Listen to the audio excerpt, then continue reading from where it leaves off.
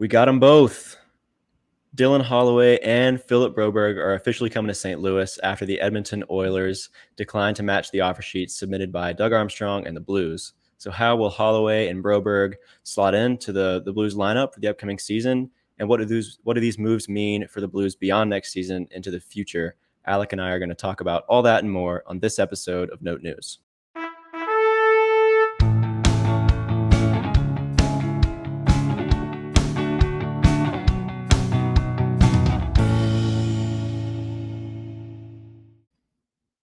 We got both of them, Dylan Holloway and Philip Broberg. Get ready to learn St. Louis, buddy. You're headed to the Blues. So an exciting move. We got two solid young players headed to the Blues, and Alec and I are gonna break down what all of that means today. Before we get into it, if you want to subscribe to our YouTube channel, that would be great. If you haven't already, like this video, rate. If you're listening on Spotify or Apple Podcasts, a 5-star rating goes a long way. And we're also on Twitter, Instagram, and TikTok at Note News Pod, so you can follow along with us there for some additional content. We really appreciate all that. But let's get into it. Alec, we got Dylan Holloway and Philip Broberg officially headed to the Blues. What do you think of the move? Sort of, what's your sort of first reaction? How do you feel about the move? Are you for it? Are you a little hesitant? What are you feeling about the move itself? I think I'm feeling that it's only the second most significant thing that's happened today. The Paul Fisher trade was all over my feed, but yeah.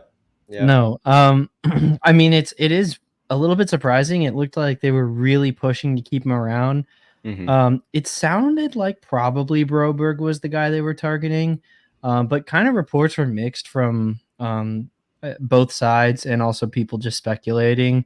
I do expect it was probably Broberg, is just especially with the CC trade. I think that made the most sense.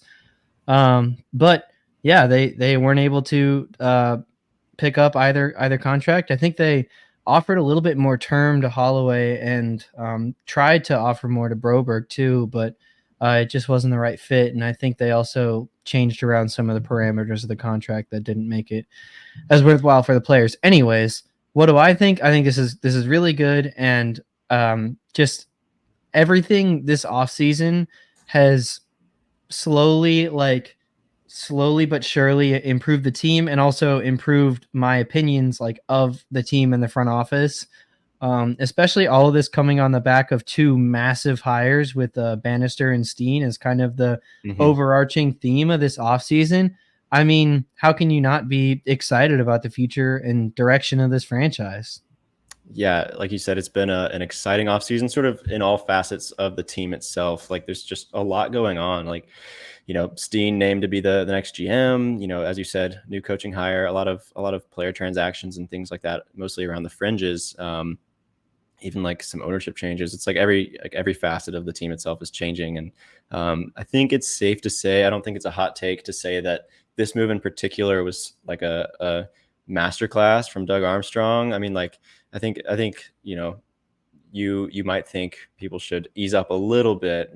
That's something that you had mentioned maybe a little bit pre-show, but I think it's safe to say this was a really creative, really smart move from Dougie Dollars, of course. And it really seemed like he's pulling out all the stops, really showing out for Alexander Steen, showing him the ropes. He said, here, hold my beer. I'm going to teach you a thing or two about being a GM. Watch this trick. Watch this fun trick I'm about to do. So it is exciting. I think any way you spin it, whether or not you think it was a masterful move by Doug Armstrong, I think it's safe to say it's exciting. So the moves themselves, before we start to dissect them a little bit more, for Philip Broberg, he signed a 2-year contract at $4.58 million each year with the Blues, and then Holloway also 2 years at $2.29 million per year.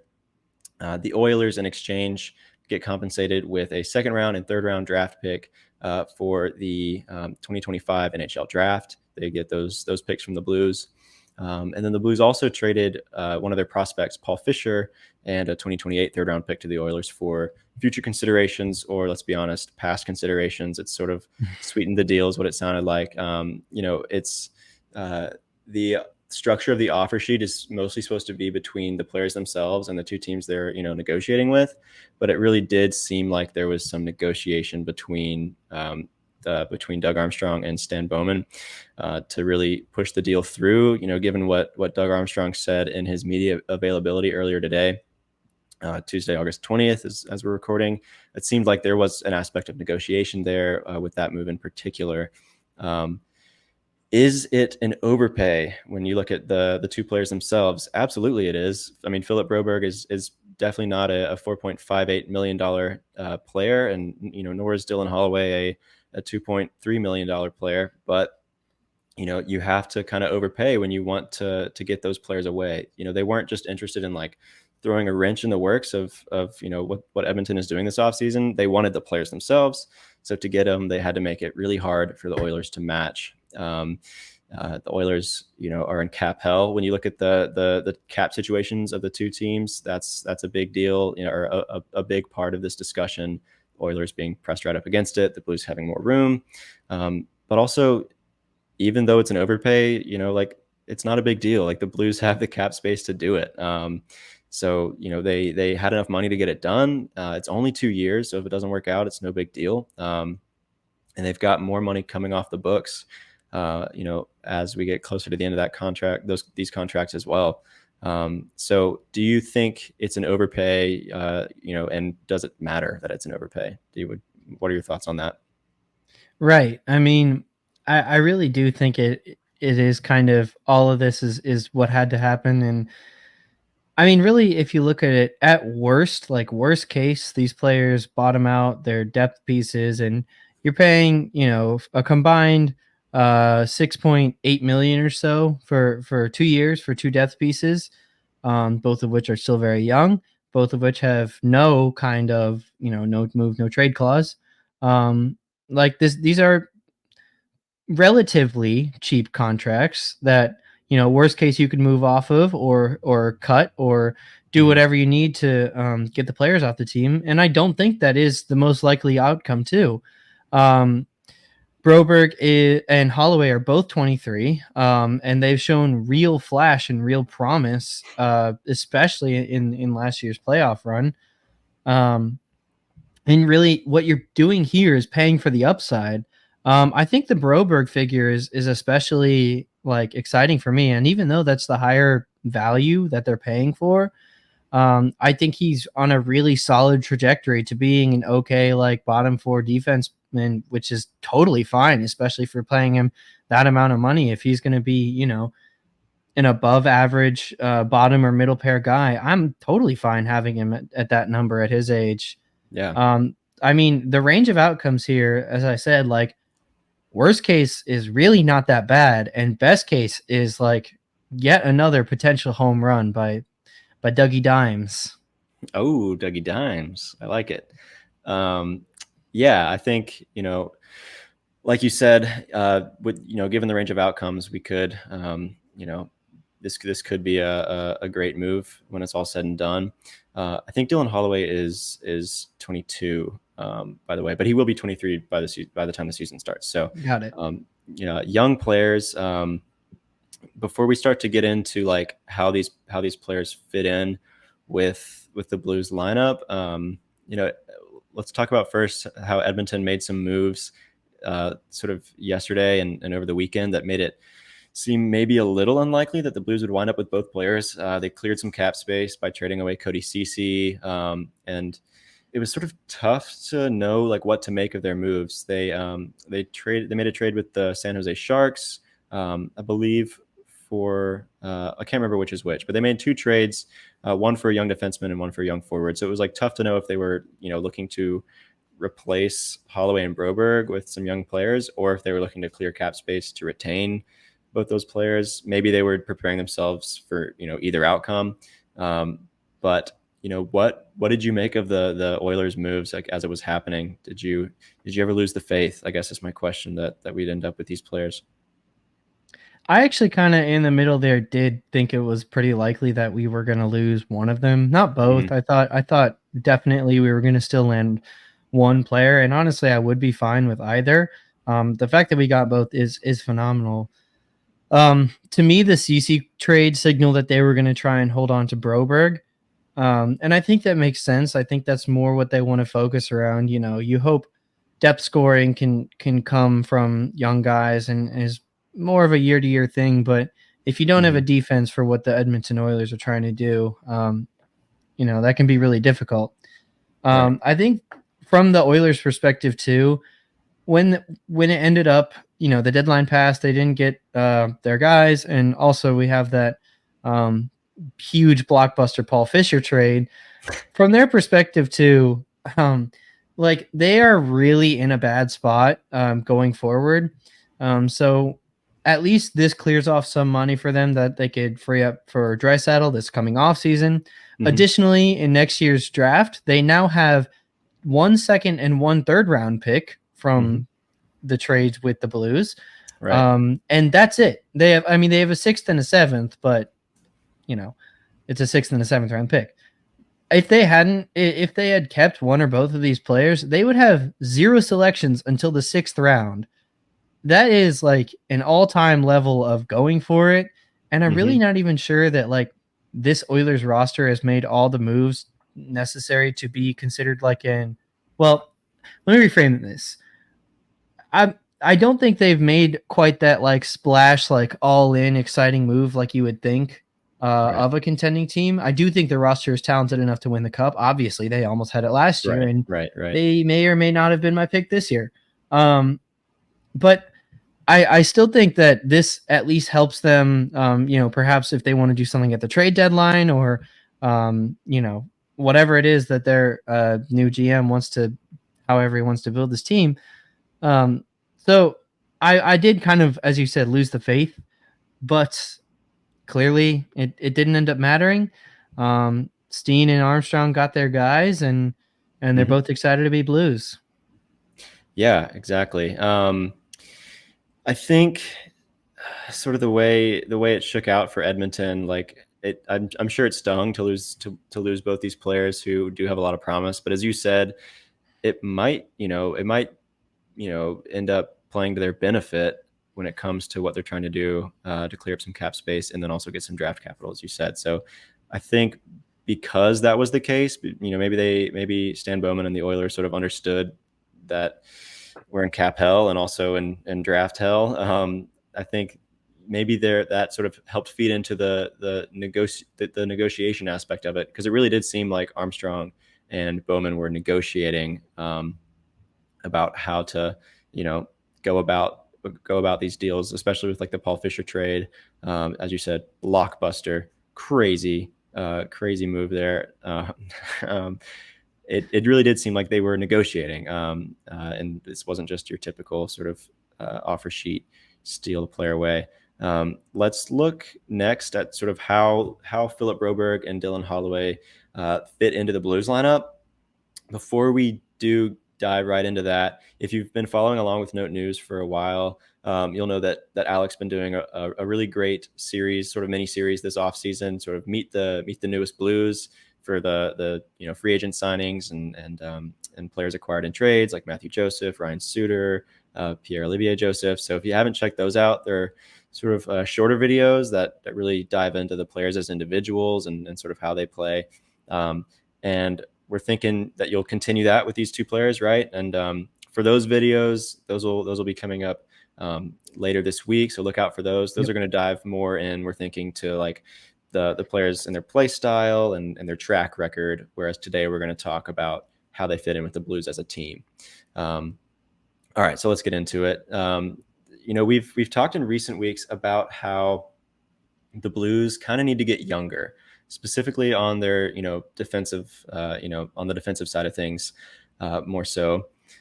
Really, since the episode from a few weeks ago where we compared the Blues to the Florida Panthers, in particular, how to build a contender.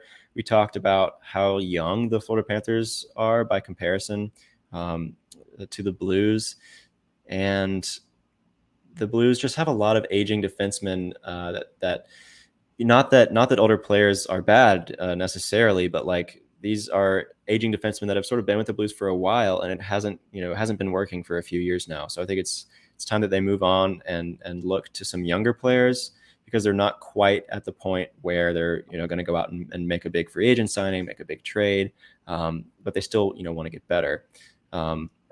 So Broberg and Holloway provide the Blues with young NHL level talent that on a team that will they'll get playing time every day. So that's the big thing. The Blues window, I feel like, is a couple of years from opening up, right? And you look at how you add NHL level young talent. You can try to sign one of those rare young players that makes it to free agency early. Costs a lot of money. You can try to make a blockbuster trade. Costs a lot of prospect capital. Or you can try to build through the draft. But as you mentioned last week, that takes a few years to manifest itself at the NHL level. This is sort of a great way to thread that needle to get some young players that are already, at the NHL level and have NHL experience and playoff experience as well, pretty significantly so. And I think that this was a great way to do it, only giving up a few draft picks and obviously the money that they're paying. So, Alec, how do you think? Let's start with Philip Broberg. So, how do you think he'll slot into the Blues lineup? Sort of what pair do you think he'll play on? And let's first start with where he'll start the season. Let's start with that. What do you think about Philip Broberg to begin with? Well, I think he'll certainly start the season in the NHL, like on the Yeah. Blues roster. Yeah. Me personally, and maybe this is just because I'm either high on him or just I don't know. I still think there's more there. I would put him on the third pair and let Perunovich play second pair minutes, but it's sounding like Broberg's going to be the second pair guy with Justin Falk. And that's fine too. I think they're pretty comparable players if we're being honest. Mm-hmm. Broberg will fit in most likely on the second line, but playing bottom four defense minutes. He'll probably have a starter role unless he just looks horribly atrocious. The thing that's exciting too, that I think could actually benefit him from playing on that second pair with Falk, is he really prides himself on and really makes an effort to play well in transition and play with pace and like move the puck up and down the ice. Really trying to generate some of those rush chances. And that's not something that you often get from a defenseman. The other side of that is that's not often something you get from a defenseman who isn't a liability defensively. And Broberg isn't. He's not a terrible defender. He's pretty solid. And if his offensive game can sort of tick up to where his profile was, coming into the NHL as probably more of an offensive defenseman, that can be really exciting, especially with a player like Justin Falk, who has a really creative offensive toolkit, really good, assist making, playmaking like guy. So I think that could be exciting as a pair there. And even on the bottom line, like still getting those minutes to where he can potentially pair up with, whatever forward line is out there, creating rush chances as we see. And I think this has to do with our new acquisition from the Oilers as well, because he's kind of a speedster. I think we can sort of start to hopefully wipe our hands of that just atrociously bad offensive start to last year, where it was just so slow, so methodical. But like you would set up 5 passes and then just have it be stolen by like a better athlete on the other side or whatever. The NHL and hockey is a fast game. You can't just always play this like perfect, unless you're the Tampa Bay Lightning. Like you need to play with some fire. And I think the Blues have really sort of team built with that in mind here. Definitely. I agree. He's definitely going to start at the NHL level. I think more than likely he'll start on the second pair with Falk. I would like to see some playing time for Scott Perunovich as well, like you said. But I think Philip Broberg's probably the better player. So I would be more inclined to let him take that second pair spot. I think though, like looking at sort of how, projecting maybe towards the end of the season, I think Broberg could wind up on the top pair with Colton Parayko. I think he could take your guy Nick Leddy's spot up there. I don't think that's out of the question for Philip Broberg. I'm personally, pretty high on his upside and pretty high on him as a player and how he could fit in with the Blues. I don't think it's out of the question that he's on the top pair at the end of the season. I'm not saying he'll get there like very quickly necessarily, but I think when we try to project sort of how these players will play over a full season, I think the legs on a 23-year-old guy could give him an advantage, and maybe he earns his way up to that top pair. What do you think about that? Wow, we're back on the bold takes episode. I see.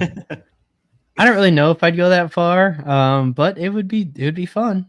I think it would be a fun story, and that would be really. I mean, if you got a top pair guy and making $4 million, watch out. Yeah, for sure. And I think he gets there by the end of the season, maybe, but that's not to say that he'll be a top pair guy for the rest of his tenure with the Blues. I just think, given the state of the blue line as it stands now, that I think it's in sort of an open race, and I think he could be one of the guys to get there. He is Swedish, so the effort to build the St. Louis Swedes, maybe a rebrand is coming. That kind of continues. It seems like maybe Alexander Steen's influence coming through there again. They are loving all these Swedish guys, especially lately, especially the young guys too. The Saturday alternates are pretty much like the exact colors of the Swedish flag too. So yeah, blue and yellow. Maybe man. Tinfoil hat. Maybe we're onto something here. Interesting. Let's shift now to Dylan Holloway. I think let's start with sort of how we think he'll be used at the beginning of the season. I personally think he'll be third line most likely. Doug Armstrong, in his media availability earlier today, and we'll get into this more in depth later, said he views Holloway as a top 9 forward, and that number is pretty significant. So I think third line is sort of the expectation there. Do you think he'll start on the third line? Do you think he'll start on the second line? So where do you think Holloway starts at the beginning of the season? I mean, if Armstrong is saying that, then yeah, I think he'll definitely be at least third line. I would be surprised if he's on the second line, but I suppose crazier things could happen. I mean, yeah, you probably want your big 3 on the top line. Let's see, if you've got Shen on the second line with Saad, I guess it's between Holloway, Bolduc, maybe. Second line. I guess there is an opportunity here for him to potentially maybe start on the second line, which would be probably a little surprising to me, at least. I'm not really sure that I trust him as much there, but yeah, I don't know. Like I said, he's fast. He plays hard, pretty hard at least. And he scored some really pretty goals in a number of ways. So you kind of hope that creativity wasn't just a one-off playoff run, because I'm not sure I saw much else from him in like the rest of his NHL time. But yeah, he's still young. I that is surprising. I would probably see him as more of a bottom sixer, like towards the middle / end of the year. I don't really see him like bottoming out though. And sure, this could come back to bite me, but I'm not really sure that I see Holloway as a guy who's like even likely to fail. I think he'll probably remain on the roster throughout his contract, and we'll see what happens after that. But yeah, I think he's going to carve out a nice role for himself. Yeah, I think third line is sort of the expectation for the start of the season, but I don't think. I mean, I guess I'm kind of high on these guys. I don't think him getting to the second line by the season's end is out of the question, especially sort of like we've been talking about recently. You and I sort of expect there to be a little bit of shuffling, a little bit of shakeup with sort of how the forward lines are constructed. We think that Jake Neighbors will probably graduate to that top line. Maybe like a top line of Neighbors, Thomas, and Kyrou is sort of coming. It's on the way, I think personally. And you look at the second line, you're probably looking, well, you're definitely looking at like Buchnevich, maybe a Brandon Saad, as you said. But then like the other spot, I think it's that third spot that, I think Dylan Holloway, given a full season and regular playing time over that full season, might outplay Braden Shen and Zachary Bolduc. I Could be Joseph, could be Texier.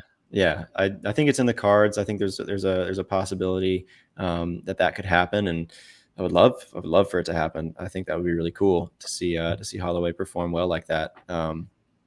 Do you think there's any way that he gets there? I mean, obviously projecting some pretty significant improvement from him over a full season of play, but do you see him cracking that second line?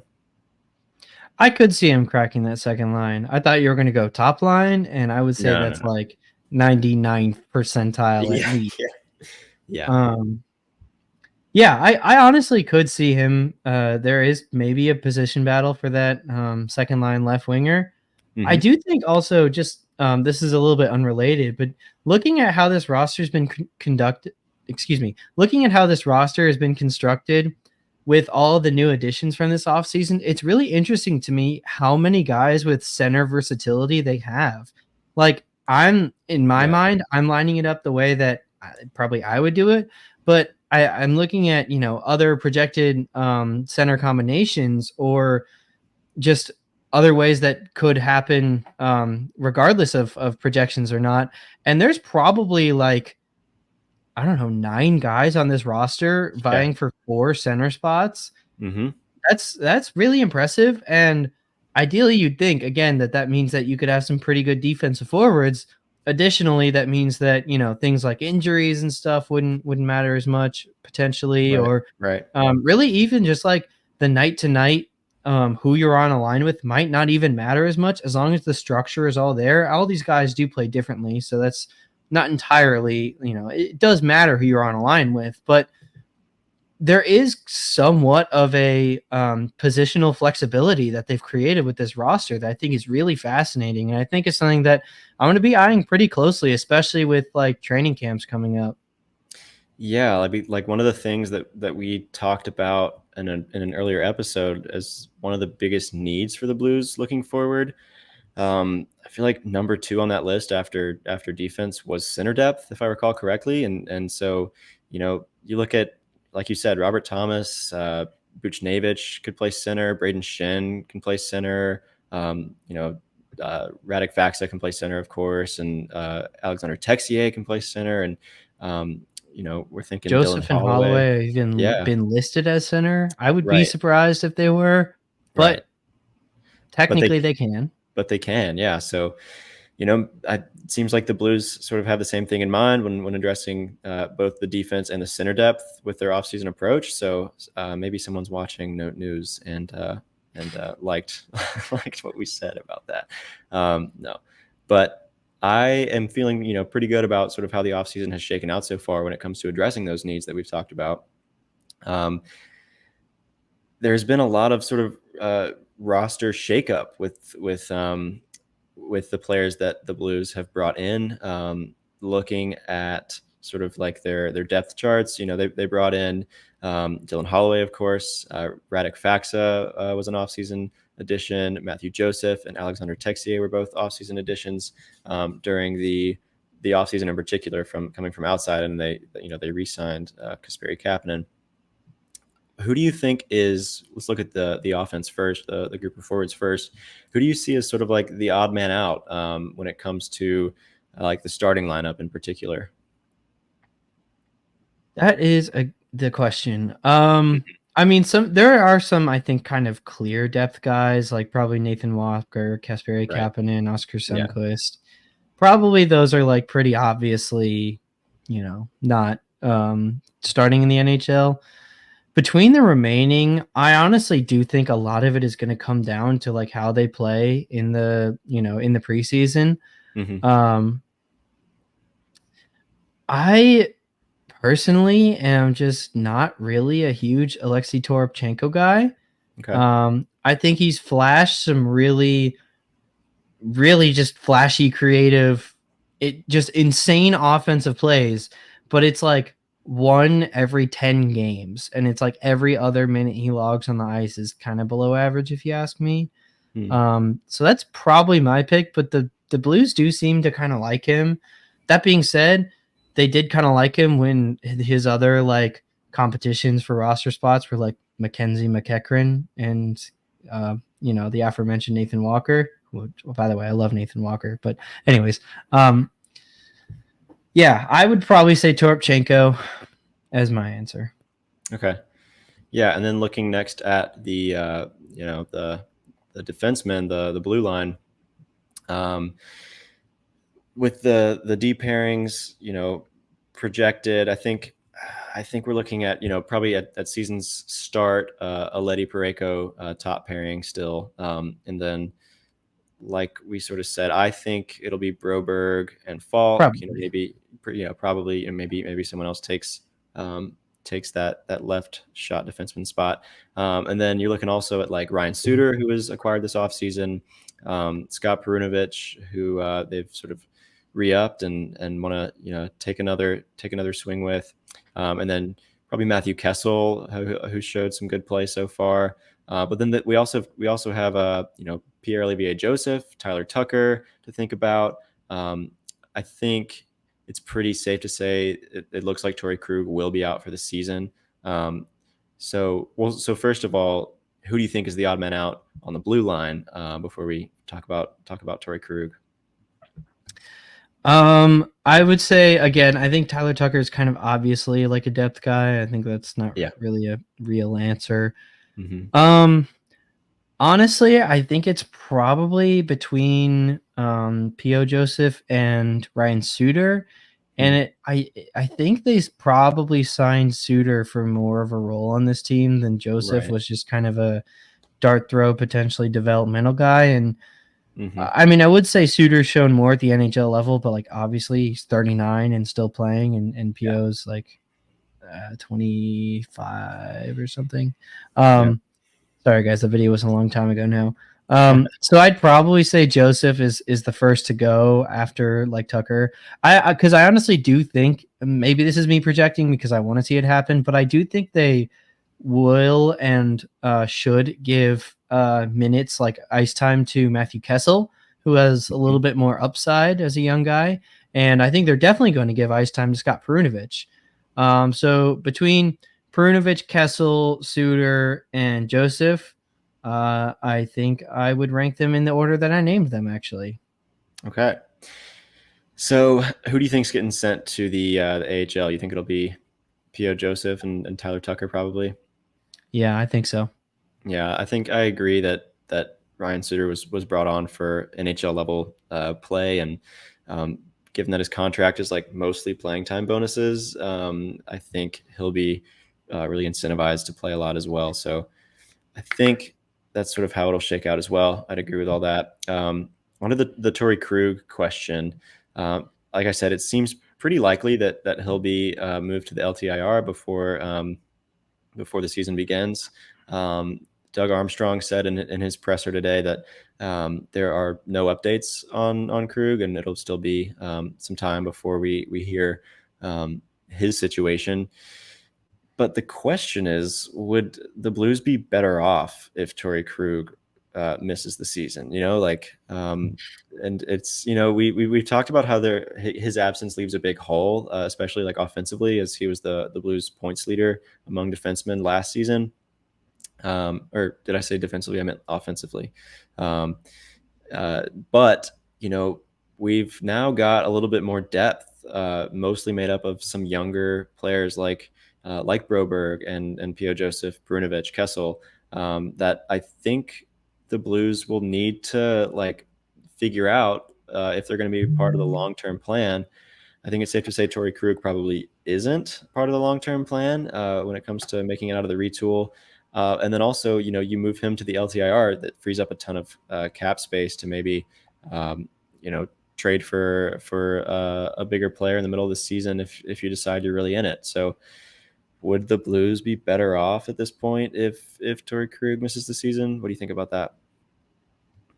I mean, it's definitely like the Blues fan coming out in me here rather than like the, what I Yeah, try to be as an yeah, analyst. I would say so. And I think if he is not uh not going to be put on LTR and if he is medically cleared to play, at least, he'll probably miss a week or two if in that hmm case, but if he's medically cleared to play most of the season, honestly, I think the trade talks start right back up. yeah, And I think that you are selling as low as you possibly could on what hmm could be a potentially valuable asset to a playoff team. right, Like this is kind of the all-in move. You would probably need the Blues to retain a significant portion of salary, and as we've mentioned, the Blues are somewhat in a position to do that because of the length of his term. hmm There would be it would be a little bit more difficult. But regardless, so me personally, I would say, yeah, I do think with I mean, yeah, you really just you want to see like something from these young guys and give them a hmm chance because that's how you develop as a team. It just feels like another year of Tory Krug playing at the level that he has been for the past 2 years, admittedly playing injured the past 2 years, but still, yeah, it's just leading to stagnation and more of that feeling of dread of watching him on the ice. And hey, if in a game, Broberg or Joseph or whoever gets beaten just looks horrible, at least now we know. With Tory Krug, it's yeah, like that isn't even a question. right. So why would you if you took the names and career stats off the sheet, why would you ever go with the latter? Right. And like obviously I would rather have Tory Krug playing than Ryan Suter. Because I mean I think Ryan Suter Yes. was brought in That's a good to point. I think Suter was brought in to cover the hole left by Krug. Like that's not what we're saying. I think it just when you're thinking about the long term plan, I think that the opportunity created by Krug missing the season when it comes to the cap flexibility and as you said the chance to see what how these young players grow and develop. I think that that could wind up being more valuable and maybe even a better situation. So we'll just have to wait and see. We're gonna cover the news of Tory Krug's situation as it develops. So you can make sure to follow along with all that. Anything you want to add on sort of the Blues roster construction and how these two new players fit in before we move on to our next topic? This just feels like such a 180 from, and I made this claim I think in maybe our first episode, Hmm. early on though, that it really did feel like Armstrong learned from his mistakes of signing Mm-hmm. older players, Yeah. signing them to no move, no trade, big contracts, um, and I I just I put out a tweet earlier today. I am ever impressed by Armstrong's ability to build a contending roster and what exactly we're contending for is probably a wild card or maybe that third divisional Mm-hmm. spot this year. Mm-hmm. And I'm not even sure that I would say that we're favored to get it, but the fact that we could still be a consistent threat to other teams in the league, like if you think about it from especially other central division teams, they hate us and it's because we're good. Mm-hmm. This is gonna another year of being a scrappy, underdog team that could steal a game from arguably the best. I mean, I hate to hang my hat on this so much, but man, that one Colorado game where we just thrashed them, I think it was 8-2. Yeah. God. But I mean, and that was, I think, unequivocally, whatever, Yeah. There you a worse roster. Rough speaking episode today. Sorry, guys. A go. worse roster than what the Blues are going into this season, and it's hard not to be excited about the season. Off season hope springs eternal, yada yada. But truly, I do think the front office has done a really, really good job given their situation and given what they could have done. Yeah. It's not likely that we were going to trade for Connor McDavid. But I think given their situation, this offseason, this front office has done a really good job setting us up for this season and coming seasons. Yeah, I would definitely agree with all that. It seems like the Blues window, as I mentioned, it's close. It's not here yet. They're not ready to compete for a Stanley Cup yet. but it feels like it's getting close. Maybe a couple years away from opening. But I wouldn't be surprised if they decided during this season that, hey, it's starting to open up. Maybe we should, start to push some of our chips in here. And I think they've done sort of the carefully calculated moves that they need to do to improve the team both for the long term and to improve the team for the upcoming season, to really give them a shot at a playoff spot, which, as we've mentioned and as they've said repeatedly, is their goal. They want to be competitive during the retool, and it seems like the offseason, the way they did it, is like, especially with these offer sheets, did just that. I think they've set themselves up pretty nicely for the long term. They continue to. I want to see more, of course, but they continue to do that. But also, I wouldn't be surprised if they're in it for one of those wild card spots this year. As I mentioned, I think in the bold predictions episode, I think they'll get to 98 points and get a wild card spot. So I think it could happen. Yeah, we'll see. I want to say one more thing on the point of like being in a retool and the importance of still trying to win and going for a playoff spot versus someone say just like get a better draft pick and who cares what happens. Mm-hmm. It is so important. If we can even get into the first round, even if we get swept in 4 games, that is such valuable experience for these young players that a good amount of them have never played in playoff hockey. And the more you play, the more comfortable you get, the better you become as a team. Look at the Florida Panthers. Look at the Boston Bruins. Look at all these teams. They've only usually the track record of just sports teams in general is the more playoff experience you get, the better shot you have to go all the way and make that run. And that's just so invaluable for so many of these young players that we now have. Totally. And like Dylan Holloway and Philip Broberg in particular fit really well with that. They have been there. They've been to the playoffs. Dylan Holloway in particular was a big part of the Oilers playoff run this season. He played in all 25 games for the Oilers. And I think 5 goals was the final tally, if I remember correctly, for him. Yeah. So, he wasn't a top line or top 2 line contributor, like he wasn't a central piece of that team offensively, but he contributed. And they got that playoff experience all the way through to Game 7 of the Stanley Cup Finals. So I think that's incredibly valuable as the Blues look to get younger, but still develop some leaders, some players that have been there and have experience with that. I think Holloway and Broberg really slot in well for that goal.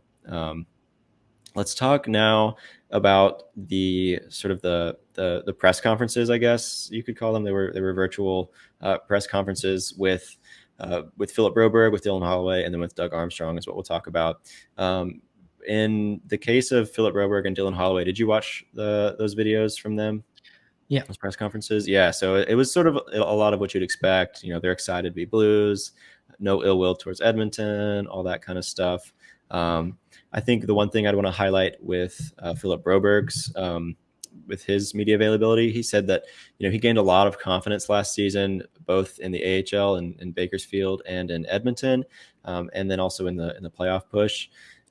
He did say, as you mentioned, that he sees himself as a good skater. He likes to use his skating and his defending to join the rush and play with a lot of pace. So that's exciting to see. And then with Dylan Holloway's presser, he did seem pretty excited, honestly. He said his playoff experience, he thinks it'll help a lot in next season and beyond. It was a growing opportunity for him, and he gained a lot of confidence in games that matter, which is huge for young players, as you just mentioned. And then he also said that like some of his strengths also have to do with skating, mixing physicality and skill, things like that. So that seems like what you'd want from a couple of young players is they're eager to get going and they have been gaining confidence in games that matter, and so that's exciting. Anything you want to mention on the pressers from the players themselves before we talk about Dougie Dollar's media availability? Not really. I think they said the pretty standard sports player routine, which is a good thing. Yeah. So it did seem like Holloway said that he knows Jake Neighbors is like the I think the the blue that he knows best. They grew up in the same area kind of, and played each other when they were younger. I think that could Matching 40-goal seasons incoming. yeah, there you go. I think that could be a cool sort of, I don't know, like a cool duo of young players that could develop, young forwards. That would be cool to see them be homies. Maybe our 2 second-line wingers. There you go. There you go. So anyways, moving on to Doug Armstrong's comments, which I think are more of consequence. And Dylan Holloway mentioned this in his media availability about sort of the negotiation process with Doug Armstrong. Army sort of communicated to Holloway and his agent the plan for the Blues moving forward. It seems like they really want to build a foundation of young players. I think Holloway said he wants to collect a bunch of former first round picks, which is funny. Not that first round, being picked in the first round necessarily matters, but they want to, collect a lot of those young players with high upside, lock in that young core, and then, let them grow into their roles, is sort of what Doug Armstrong was saying. So we've started to see that a little bit with Jake Neighbors carving out a role, with maybe Matthew Kessel carving out a role. It does seem like they want to build that young core, let them grow into their roles, as he mentioned, develop, and so by the time the window opens up, they're ready to go. What do you think about that sort of long term plan identified by Armstrong? Yeah, I think that's a very funny, like, I don't know, just calling it collecting former first round picks. That's just, you could take that as like and they're washed up now. But anyways, also P.O. Joseph was a former first round pick too. Mm-hmm. Yeah. And I think that like shooting for upside here is exactly the play that you should be making, because you can make some of these safe moves and get I'm trying to think of one off the head, but anyways, you can get like players, Ryan Suter, honestly. And you do need that sometimes, but you could fill a team full of safe players and put together a pretty good roster and say, hey, we're going to get in the playoffs. We're going to give ourselves a chance and we'll see what happens. Or if you really are serious about winning a Stanley Cup, it is, in my opinion, probably the hardest trophy to win in professional sports. Because it's just such an insane achievement, as well as you need a decent amount of luck. And the best way you give yourself the best chance is by acquiring talent, and not just, high floor, low ceiling guys who are going to put up okay numbers. But when the lights are brightest, it comes down to talent. Getting a lot of these guys who are kind of maybe swings that could hit or could kind of fizzle out. I mean, why not take the chance? Especially with where the Blues are as a team, as a franchise. Why not? And I love it from Armstrong. Ryan Suter was a number one pick, or not number one pick, first round pick. So that's another one of those first rounders that he's still got upside. What if he hits his ceiling at 40? He's about to hit that that 40-year surge, right? It's coming for sure. Some other interesting. He's going to eat a balanced breakfast this year. Okay, yeah, balanced breakfast. That'll really make the difference for the Blues defense. Maybe that's what the issue was last year. So some of Doug Armstrong's other comments that I thought were interesting is sort of has to do with the Blues outlook moving, looking forward. He said that this really seemed like a good investment for them. It made a lot of sense, and it wasn't maybe it wasn't really necessarily a difficult decision to overpay them, especially with the cap likely going up in the next few years. True. So they're projecting a little bit of increased flexibility with the cap, and if Holloway and Broberg stick to their current deals, then that's not going to be as big a portion of the cap, so it won't quite matter as much. And then looking at sort of the outlook for this coming season, he said that the acquisition of Broberg and Holloway, and as well as some of the other younger players that they've acquired this offseason, he said that the veterans will kind of have to be ready for some competition when it comes to training camp. He said that in the past few years they've sort of used training camp as like a way to ramp up and get ready for the season. But he kind of said that they got to come ready. He thinks that having these players sort of injects a little bit of competition into the player group, which is always good to have. Do you think, based on those comments of sort of the veterans better come ready, and he might have said it, I think he said it, not in that way, but do you think those comments from Doug Armstrong mean anything? Do you think we'll see any kind of meaningful shakeup when it comes to the mix of veterans and younger players?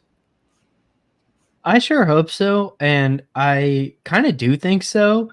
And I think a large part of that is because of Drew Bannister and just his play style. And if you can't fit Bannister's system, then why, just because you've had so many years in the NHL, should they keep you around? Also, especially because Bannister is such a good teacher of hockey, not just a coach, but like a teacher Right. of the game. Those guys, first of all, aren't going to need that, and second of all, aren't really going to. Well, depending on their personality, aren't always as receptive to it. I guess this is just an episode from using every old sports adage ever, but competition breeds excellence, you hope for, and you can perhaps rely on. And who knows, maybe we won't see Ryan Suter take a snap of NHL, take a puck drop, excuse me. I'm thinking football of NHL hockey here. But yeah, anyways, I truly, and I think every team would agree with this, but you want the best players on the ice, regardless of their age, their number, who they are, whatever. And whoever's going to fit the system the best. So yeah, I do think there's weight to that, and I think that's not just me being hopeful.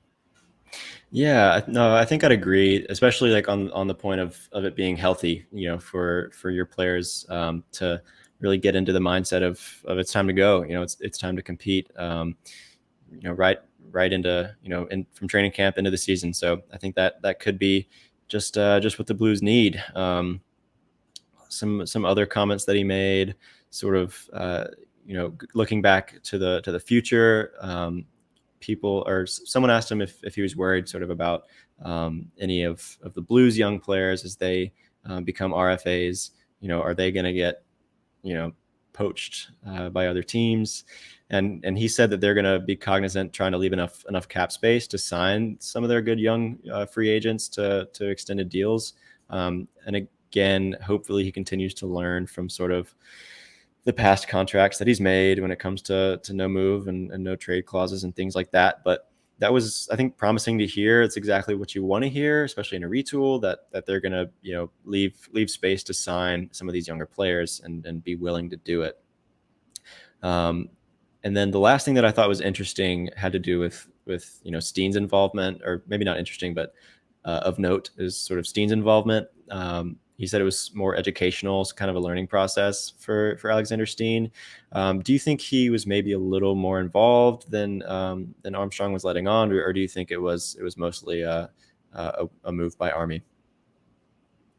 It's hard to say. I think probably this was just an Army move. Because offer Swedish, sheets. Alec. Well, Swedish. Perhaps not the players, yeah, or perhaps not him. Sorry, I don't know. Offer sheets don't get offered that much, and almost, as we brought up the last episode, they never go through. So the fact that we got two is crazy. Anyways, so probably this was more of a another kind of trying to trying to swing for upside here to set up Steen, as well as to, I don't know, you could maybe say this is like teaching him, hey, this is how offer sheets work. But I am mostly just guessing there. Yeah. I think overall this is, a pretty significant move. Like you said, offer sheets are super rare. I think I saw that there's like never been like a double offer sheet before, or at least maybe not a successful one, or not that I can think of. So really creative move, like we said last week. I'll reiterate that. Really smart move, I think, from Doug Armstrong and the Blues to recognize the situation that another team is in, and then how can we take advantage of that situation to improve the Blues. So he didn't say that. He was like, if there's any GM code or anything like that, it's never been emailed to me. All that stuff was kind of funny. That was a really funny quote. Yeah, pretty funny. He talked about how, like, even if I would do this to my mother, if she was the GM of a NHL team, and I could improve the Blues. So he's sticking to his guns as far as the unspoken GM code. He said he hasn't heard about it. Perhaps the most underrated thing about Doug Armstrong through his career is that he's just a silly guy. He's just I really hope Steen can follow in that tradition. We'll see. Fingers crossed on that one. Yeah, so I think overall it's exciting. The roster implications for next season make it really exciting, as well as sort of the outlook looking into the future is really exciting as the Blues look to compete again. As we said, yes, it's an overpay, but it's only for 2 years. They have the flexibility in terms of the cap space, and also in 2 years' time, they can decide to let him go if it's not working out. But if it is, they can extend him and maybe pay him at a fairer price at that point. So we'll have to see how that all shakes out for the future. As we mentioned earlier, stay tuned. Alex's going to do, Meet the Newest Blues videos for Dylan Holloway and Philip Broberg, the newest Blues. So stay tuned for that. If you're watching on YouTube, liking this video helps a lot. Subscribing to our YouTube channel especially goes a long way. If you're listening on Spotify or Apple Podcasts, a 5-star rating helps us out a lot. And we're also on Twitter, Instagram, and TikTok at Note News Pod, where we post a lot more content on there pretty often. So follow along with us on all those platforms. We really appreciate all the support and engagement we've gotten so far, and we're excited. The season's coming. It's coming slowly, but it's coming. So stay tuned. We're going to continue to do weekly episodes until then, and then moving into the season. So we appreciate all that. That'll do it for this episode of Note News. We'll see you next time, and let's go Blues. Let's go Blues.